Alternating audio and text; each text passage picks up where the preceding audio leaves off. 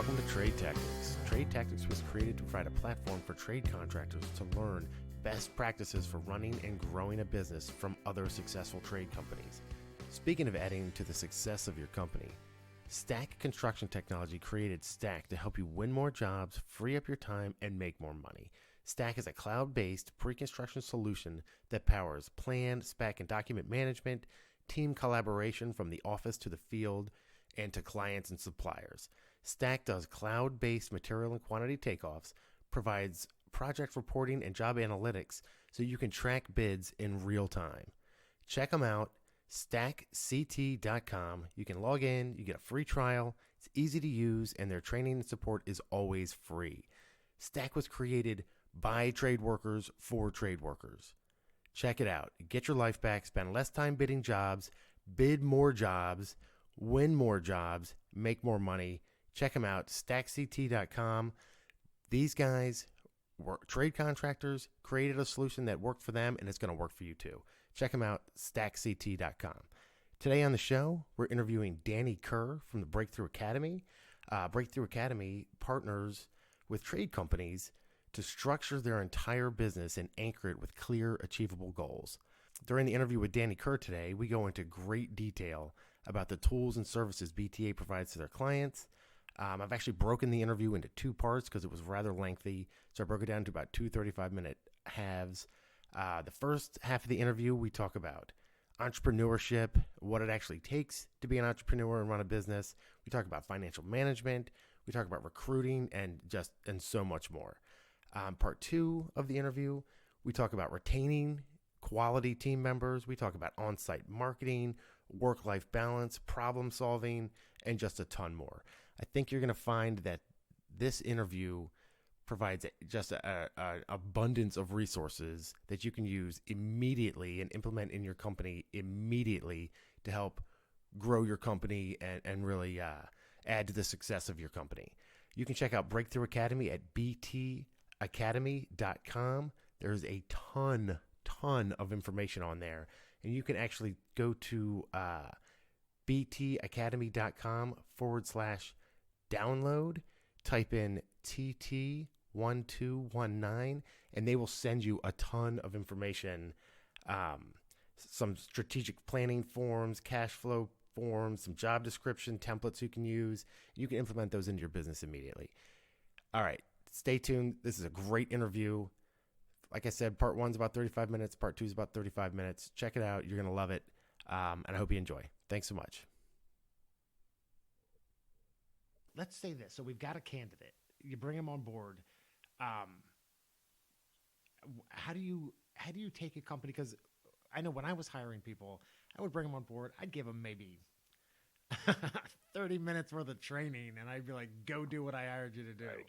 So how do you bring somebody in, assimilate them into the company, and then train them to be an active member of that company? So one thing we haven't been chatting about the whole time, we kind of skipped when we were talking org structure, but in organizational structure, when you build people's goals that they need to achieve, you actually bake those goals into their job description. So we've built them for every major industry, every major role. They're usually 9 pages long each. They're quite extensive, but they go through the goals you need to achieve to hit your revenue, the goals you need to achieve to be able to do your job, and all the deliverables you need to do day to day to be able to know you're doing your job to hit those goals.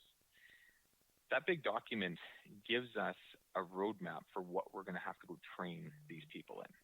Because we're saying, hey, we're holding you accountable to doing these things in the company and delivering these results at the end. So based on all these things, like setting up job sites, working with customer complaints, training the field staff, whatever it is, I have to train you how to do all this stuff. Yeah. And if I don't at least show it to you and run you through it properly, I've done you a disservice in hiring you. Right? Yeah. So the employment agreement arguably dictates how the training program is laid out. And if you look at what we've talked about today, if you see the thread, the financials tell us what the sales and the production plan needs to look like, right? Those sales and production plans need to tell us what the deliverables are for our employees that they need to achieve week to week, giving them goals. Those deliverables are then baked into the employment agreement. That employment agreement also actually tells us who our ideal candidate is and helps us with recruitment. And then it helps us with interviewing too, of what to look for the traits of these types of people. And then that tells us how to train these people. What level of experience are we hiring for? Are we going to hire a greenhorn? Are we going to hire someone with minimum 5 years experience or someone with 10 years of experience? Because based on what our minimum threshold is, will also impact the salary that we're going to give these people. Yeah. And it'll impact the way we design our training program. Because I'm hiring a greenhorn, my training program looks different than if I'm hiring people with minimum 10 years experience, right? Yeah. So they're all linked to be like one big management machine. One thing connects to the other, connects to the other, and decision making gets made in that linear process. Financials, org structure, recruitment, finally training. So to do training properly, you need to have that employment agreement drawn up, know what level of skill you're hiring for, and then build out a program that you're basically just referencing the employment agreement, saying, right, okay, we need to show you how to do job site setup and cleanup. Right, we need to show you how to do on-site marketing. Right, we need to show you how to do customer walkarounds. Right, we need to show you how to put numbers in the CRM system. All these things become like a checklist of things you want to be able to say, I need to build a training process where those things will get covered. Yeah. So then we get our people. We've actually built all this for landscaping, painting, and renovations. We built like massive booklets, like standard operating procedures for a project manager that's 64 pages long, right? And what it does is it walks through the training days and each day what's covered and each hour what needs to be covered. It then builds out a massive write-up of how to do each one of these things. Like, how do you do a customer walk-around? What is appropriate attire to be wearing on the job site? And it has specific instructions on how all this is done. And then at the very bottom of the standard operating procedure, we've created something called competency models. And these are things where we can grade people on how well they're doing in their job. So I can say, in your customer walk around, it was good. You explained this. You went through the needs. You asked, where the crew kit goes. And I can check off all the things they've done well and put X's where they maybe didn't do so well. And I can assess these people, not only train them on how to do this stuff, but now I can assess them, they say 6 months later, on a standard. And then where I'm putting my little X's where they didn't do well, I can say that little X, that little sentence there, that pertains to a paragraph in your manual. And now these big standard operating procedures, which nobody reads anyways, is more of a code book. That's for sure. Totally. Right? So, and you actually you have a mechanism to, do your coaches actually go and show your clients how to implement these training programs? Yeah, and we built them all for them. So that's why we niched in certain industries. We built the whole thing, and now we just show them how to customize it a little bit for their organization and how to implement them effectively to train their staff. Let me tell you, I know a lot of trade contractors right now that need to tighten up their foreman's appearance because jorts and a dirty T-shirt is not representing their company well. Totally. And I see it all the time. I'm like, man, a little bit of panache would go a long way, and jorts does not send that message. But when your sites are clean, your people are in company attire, trucks are wrapped, signs are up, people gravitate towards you. Oh yeah. Oh, there's no question about it. I actually complimented an HVAC contractor that I've been using for years because I was driving through a neighborhood, and I saw one of their service vans, and it was, besides the fact that it was pristine, it had the logo and the lettering and everything on it just screamed professionalism, and to the point where it caught my eye, and I slowed down. I read everything on the side of the van and was like, man, if I need somebody to come to my house, that's the guy. That's who I want to come to my house because it just looked so good. And when I reached out to the owner and I said, hey, I just wanted to give you a heads up. I saw one of your service vans. Man, it looks great. And he said, Damien, that's service. Every time we go to somebody's house, we are marketing our company. Because he's like, and if my guys show up in their van, I can have the best logo and lettering on it. If it's filthy, that's what people are going to remember. So when our vans go out, they're pristine. And I was like, well, it worked because, I would already use you, but I took the time to read everything on your van. So it goes a long, long way. What do they say? First impressions is everything. So yeah, it's a form of marketing, right? It's a marketing cost. And on-site marketing is a very powerful thing to be able to do organically. And it's arguably, in this economy especially, it's probably the number one thing that will generate more work for you: referrals and on-site marketing. You know what's funny? A lot of people. I'm sorry. This was years ago. I had a client. I was working on their house. It was this old farmhouse. I was doing some weatherization, just kind of improving the energy efficiency of the home. And I had this sandwich board that I always carried with me, and it had my company's name and logo and phone number on it. And my client said to me, hey, you forgot to put your sign out. And I was so tired. I was working and I was like, yeah, it's okay. I'm not worried about it. And she was like, no, no, no. You do such good work. People need to know about you. And her daughter grabbed my sandwich board, walked down this really long driveway, and set it up for me. And I was like, I was exhausted from just the work that we were doing, and I was like, I really appreciate that. And she was like, next time you go do work somewhere, you set that board out. I was like, yes, ma'am, you got it. So, yeah, it's to the point of that is it's easy to get busy and forget how important on-site marketing actually is, because people, if they see you, especially if they're in the neighborhood, they see you working. They may have the same issue. I use windows as an example because a lot of times you go into these older communities and all the houses around the same time need windows and roof replacements. So if you're doing it for one person, chances are pretty good somebody else in the neighborhood needs the services you're offering as well, especially if it's something along like a maintenance type thing. So anyway, it's easy to forget. A roofing contractor told me once a very smart tactic for on-site marketing. He said, when you're producing a job, make a iPhone video or whatever, a phone video of you guys on the site, just explaining to everybody what you guys are doing, that you guys are in the area, that you're, out there looking for more work. And if they need something like this done or see value in something that's being done, to come, give them a shout or even come by the site if they're concerned about noise or anything like that. Like a very welcoming local video. Oh, wow. I like it. And then he puts it on Facebook and he ad targets the exact geographical location that they're working in. Awesome. Yeah, does he have that's genius? does he have statistics on that? Like how often that it works? I don't know. He just said it's a deadly little tactic, and awesome. I've never used it. And I was like, that is a smart little piece of it. Yeah, it really is. That's a little guerrilla marketing right there. I like it. So, so it's funny. You hit on something earlier where you were talking about the manual, the training manual, and you were talking about I forget how you put it, but essentially you said the project managers on these job sites, you teach them about on-site marketing.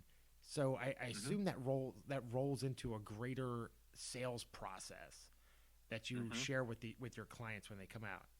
How do you combine all of that together?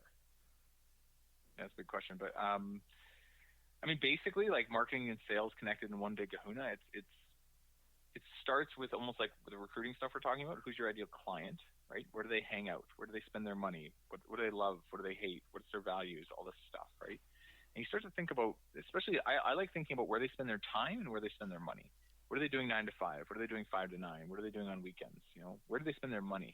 What are the big purchase items they have? Because I'm able to strategically partner with those people as well, right? So if you're a builder, partnering with engineers and designers is a very smart thing to do, right? I remember a buddy of mine who ran a fitness company, like a personal trainer. We did this exercise together just for fun, and he's just looks at all of his ideal clients, and he's like, all these people own BMWs, and I was like, interesting. I was like, dude, go to the BMW dealership, talk to the sales reps, and see if they want to give out free 1-month vouchers to anyone that buys a BMW as a client thank you. Yeah. He's like, totally, right? So these guys, they get to give value. And as a result, they're sending ideal clients towards him, and he does 1 month of free training, builds a relationship, and it's his sales funnel. So it starts with identifying your ideal client, identifying their habits, their needs, their wants, where they spend their money, things like that, and then taking that and using it to market more directly towards your ideal client versus just market out in the sea of everybody else marketing. I'll give you another really funny one. Me and my wife were at a big convention. It's like one of those sex shop convention things. And awesome. Everyone's selling, this is whatever for your podcast, but everyone's selling dildos, right? So it's just like dildo, hot sauce. And I'm like, talking to the hot sauce guy, and I'm like, why are you at a sex convention? And he's like, I have found over the years that people that like this type of, sex toy industry stuff also like spicy things. And I was just like, brilliant. All right. Brilliant. So all the other booths are struggling to sell the same thing to the people walking by. He's the only guy that's selling hot sauce. But awesome. He thought through, who's my ideal client? Where are they hanging out all the time? And he went a step further. Where do I show up where none of my competition is? Yeah. But it's all my ideal client there for a different purpose. That guy's got to be retired at this point. I'm sure he sold millions of jars of hot sauce because that's brilliant. Because nobody there is selling hot sauce except for him. That's great. Totally. that is what a smart guy. You should have hired that guy. I know. I should have hired that guy. It's an interesting example of like thinking through your marketing properly, right? Yeah. So there's that kind of more creative side of it, and then there's actually literally just like the more number side of it, which is almost like your budget. Last fiscal year, what were all of our lead sources? How many leads did we get per source? How many jobs did we book per source? And how efficient? What was our lead acquisition cost per source? You'll start to see how Google AdWords actually performed for you, how referral marketing actually worked for you, how signs and flyers on your job site actually worked for you. Yeah. And it's funny, a lot of people don't do this, right? So like, I remember worst decision I ever made in marketing. A guy called me to sell me Valpak. You ever seen these little like packages of like 200 little coupons? And he's like, "Do you want to be in the Valpak?" And I was like, I don't know. He's like, "We will get it." So I was running Edmonton, Alberta at the time. We will get it to every single residential household in Edmonton, Alberta. And I was like, sounds good. And he's like, it's only gonna be like whatever it was, like $4,000. And I was like, that's great. Like I could never send that many flyers to people for that cheap. So we sent it out to, every single person and got 0 leads. Because our ideal customer wasn't looking in that Valpak. They weren't researching through all, like it was just, I did no research, no understanding if this money was going to be sent properly, and just got excited by the sales guy telling me that I needed it. Go do your own research before you go spend tons of money on marketing. Go see where your leads are actually coming in and where the actual ROI is coming to. Because you can get lots of leads, but they have to result in good sales. Yeah. And you go total number of leads generated by source divided by total number of revenue generated by that source. And you start to get an idea of how much one lead in that source is worth to you. So do you find that most people, most of your clients, I mean, are they tracking that when they come to you? Or is that something? After about a year to 2 years with us, they absolutely are. We have them set up on a CRM and project management software where they're tagging the lead source every time. But I'd say 80 to 90% coming to us are not. But we can go through their jobs and say, where do you remember this coming? This is for bigger average job size. When you have like an $80,000 to $100,000 average job size, they can kind of remember where the clients came from, and we can reverse engineer it a little bit. When you're running something like a $2,000 average job size, it is you have to pick up a year or at least a few months of data to kind of see some of it come through. Usually a year of data is enough. Yeah. Wow. Yeah, because I mean, I know I didn't track any of it. I mean, I knew where a lot of my work came from word of mouth, that sort of thing, referrals. But when I first got into business, I was putting, flyers, I was Google ads. And I'll be honest with you, I don't know if I got a single job from a flyer, a Google ad, or any of my initial marketing efforts. But part of that is because I really didn't know, like you said, I was just kind of throwing a dart at a dartboard with blinders on. So I had no idea. I didn't even have an idea of what my clients looked like when I first started out. I was like, I don't know, people that need stuff. And as the years went by, I got an idea. I was able to refine it a little better, but I still had never tracked what marketing dollars were effective and what weren't. So, that would have been good to know. You can't change what you don't see. Yeah, time ago, right? That's it. So let me ask you a question. So you've got all these systems and procedures and processes and training. How do you bring all of that together for so how do you just pull all those tools together for your clients when they come see you?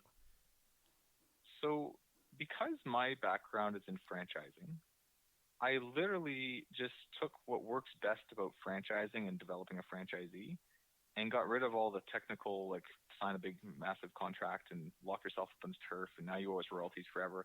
I got rid of all the like hard stuff about, franchises and kept all the like good stuff. If that kind of makes sense.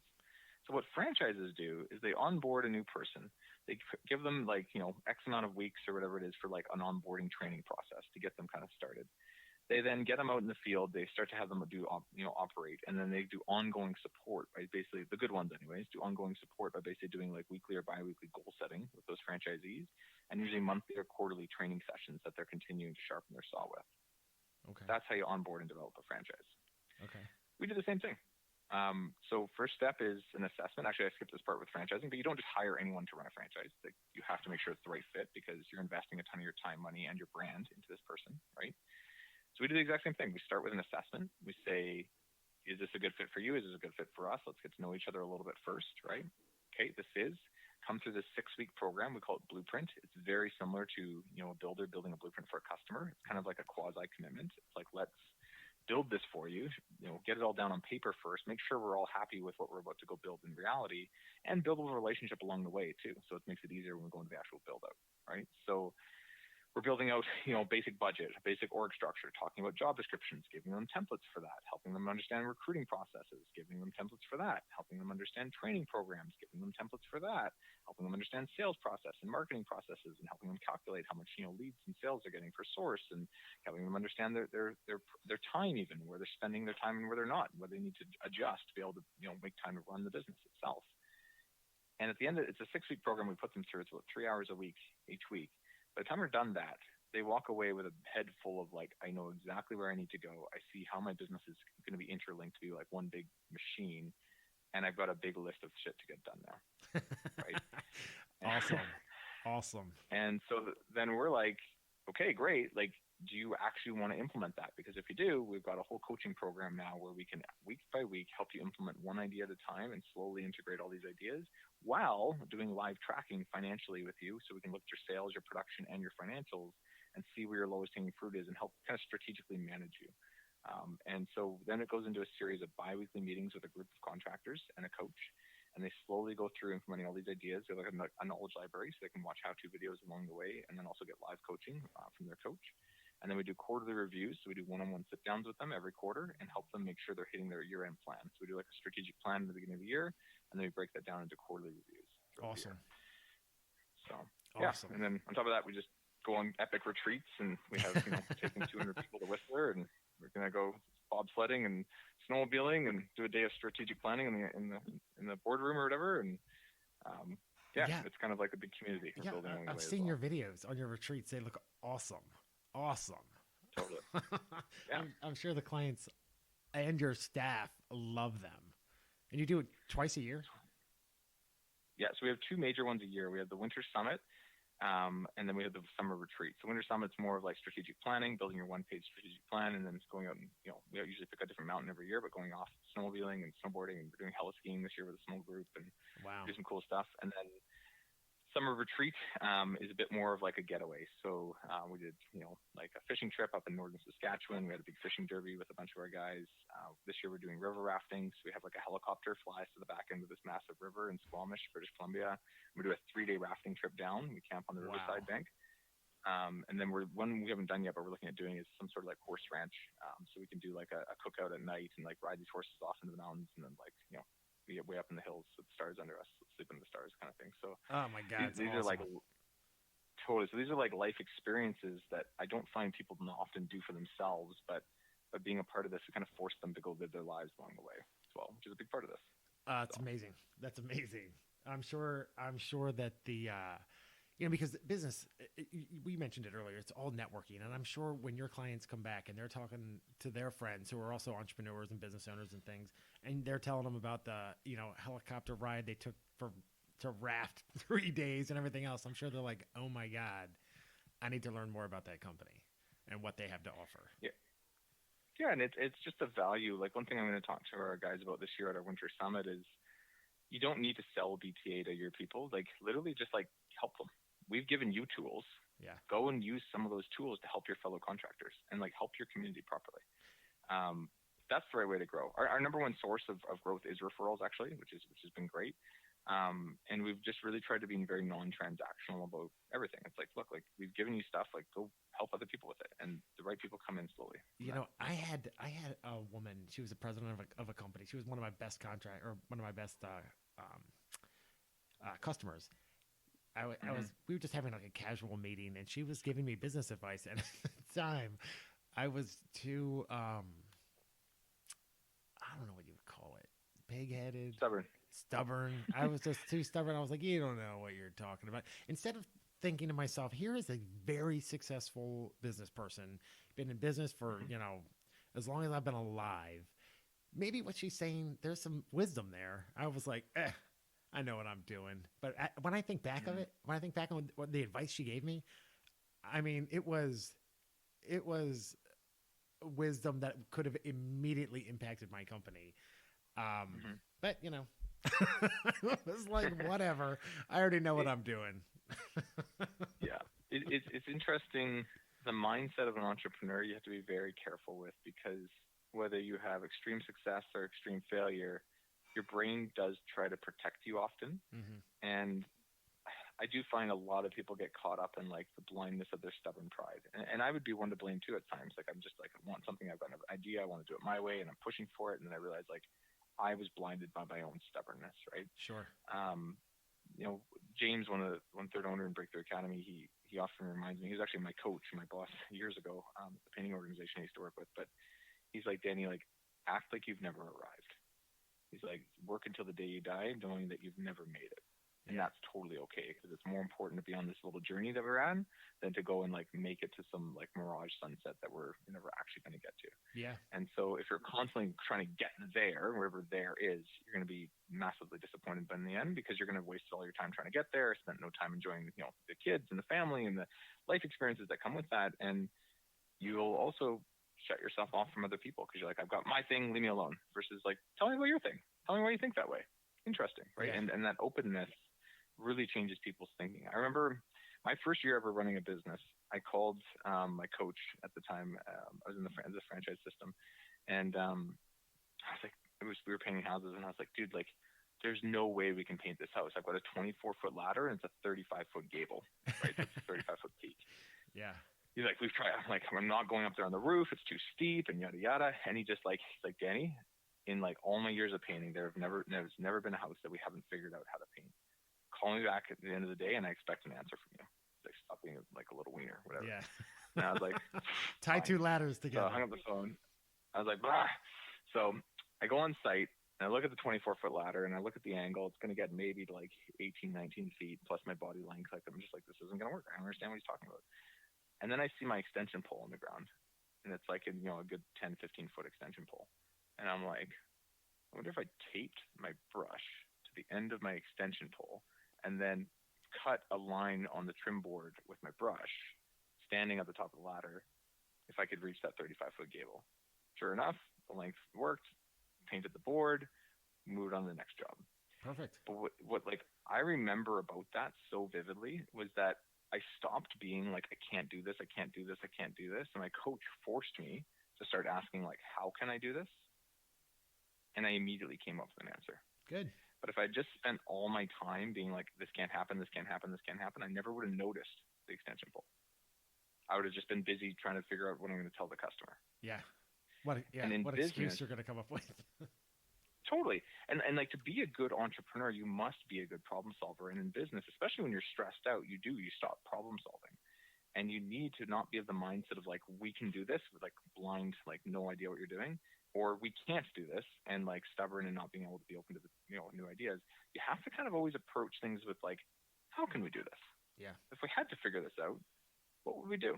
And that involves asking lots of questions and talking to other people and being open-minded, still being like, somewhat determined in your own mindset, but not so much so that you're missing the fact that other people might actually be able to give you good advice. Yeah. So awesome. Anyway. Cool. I thought you were going to tell me you tied two ladders together. Oh my God! I don't even want to tell you what else I did on the years of painting. I have in the years and years. So I've been in construction for probably 20 years now, and that's the one image that always sticks in my mind is I had a painter. He actually tied two 40-foot ladders together. Oh my God. And I came walking down the street, and I almost had a heart attack. And and it was. We get into that not on the podcast. But that image of those two ladders tied together like that, and a painter at the very top, it keeps me awake at night sometimes. It's just that. Yeah, we can get into safety on another podcast if we want to. But yeah, it's interesting. I definitely remember fearing my phone ringing when my crews called sometimes, being like, oh my God, what have they done? Oh yeah. Luckily 99% of the time it was fine. I did have a couple falls. I had one guy fall and bust his arm up, but It was weird. He was like, "It's okay. I got a right arm. I just hurt the left." And he kept training. Okay. I will tell you, sometimes I feel like painters in particular are some of the bravest contractors in the world. They're up there every day, man. So, On heights. So let me ask you a question. So how do they get in touch with you?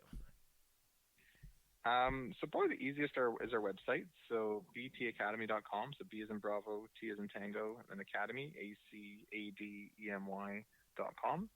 And then on the topic we talked about today, I think we've got a little like downloads page for everybody. So if they went to btacademy.com/download, so DOWNLOAD, you should be able to get the downloads from a lot of the topics. So like, I think we're giving them a little strategic planning form. We're going to give them a little like cash flow management form. We're going to give them a little job description, like a bunch of the stuff we actually talked about today. We're giving them little goodies, like things they can use for their business right away. Awesome. When you get to that page, you guys have to use a product code. It's T as in Tango, 1219. So TT 1219. And that should kick you off some good little downloads. And other than that, you can check out our website, which is what I said earlier, btacademy.com. and see what we're up to. Awesome. All right. Thank you so much for listening to the interview today.